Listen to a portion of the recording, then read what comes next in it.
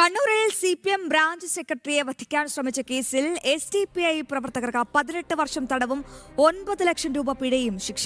SDPI പ്രവർത്തകരായ രാമന്തളി, വടക്കുംപാട്ടെ T Hannan, C Muhammad Abdulla, MP Faisal എന്നിവരെയാണ് കോടതി ശിക്ഷിച്ചത്.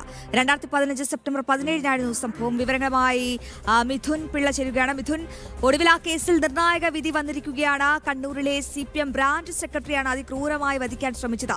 ഇപ്പോൾ ഏതൊക്കെ SDPI പ്രവർത്തകർക്കാണ് ഇപ്പോൾ ശിക്ഷ വിധിച്ചിരിക്കുന്നത്? ഇന്ന് കോടതിയിൽ നടന്ന നടപടിക്രമങ്ങൾ, കോടതിയിലെ വാദങ്ങൾ പങ്കുവയ്ക്കാം.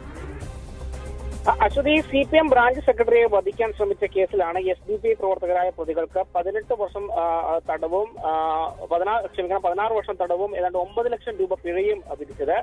SDPI പ്രവർത്തകരായ രാമന്തളി, വടക്കുംപാട്ടെ ടി ഹനാൻ, C മുഹമ്മദ് അബ്ദുള്ള, MP ഫൈസൽ എന്നീ 3 പേരെയാണ് ശിക്ഷിച്ചത്. 2015 സെപ്റ്റംബറിലാണ് ഈ ഒരു സംഭവം നടക്കുന്നത്.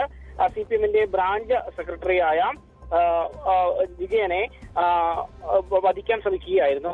CPMന്റെ വടക്കുംപാട് ബ്രാഞ്ച് സെക്രട്ടറിയും രാമന്തളി സർവീസ് സഹകരണ ബാങ്കിന്റെ ജീവനക്കാരനുമായിരുന്നു വിജയൻ. മാരകായുധങ്ങളുമായി ഈ വിജയനെ അക്രമി സംഘം പിന്തുടരുകയും വെട്ടിക്കൊലപ്പെടുത്താൻ ശ്രമിക്കുകയുമായിരുന്നു. കഴിഞ്ഞ ദിവസം തന്നെ തളിപ്പറമ്പ് അഡീഷണൽ ജില്ലാ ജഡ്ജി ഈ പ്രതികൾ കുറ്റക്കാരാണെന്ന് കണ്ടെത്തുകയും ചെയ്തു. അതിന് തൊട്ടു പിന്നാലെയാണ് ഇപ്പോൾ ശിക്ഷയും വിധിച്ചത്.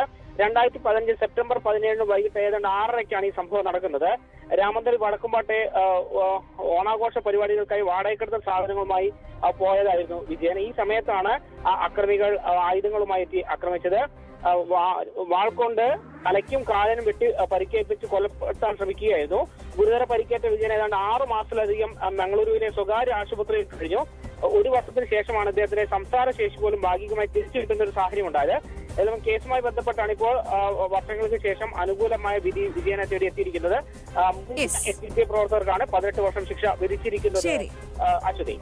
ശരി മിഥുൻ പിള്ള, വിവരങ്ങൾ വ്യക്തമാണ്. കണ്ണൂരിൽ CPM ബ്രാഞ്ച് സെക്രട്ടറിയെ വധിക്കാൻ ശ്രമിച്ച കേസിൽ SDPI ഭീകരന്മാർക്ക് 18 വർഷം തടവും 9 ലക്ഷം രൂപ പിഴയും ശിക്ഷ വിധിച്ചിരിക്കുകയാണ്. ഏറ്റവും പ്രധാനപ്പെട്ട വിവരങ്ങൾ പങ്കുവയ്ക്കുകയായിരുന്നു ഞങ്ങളുടെ പ്രതിനിധി മിഥുൻ പിള്ള.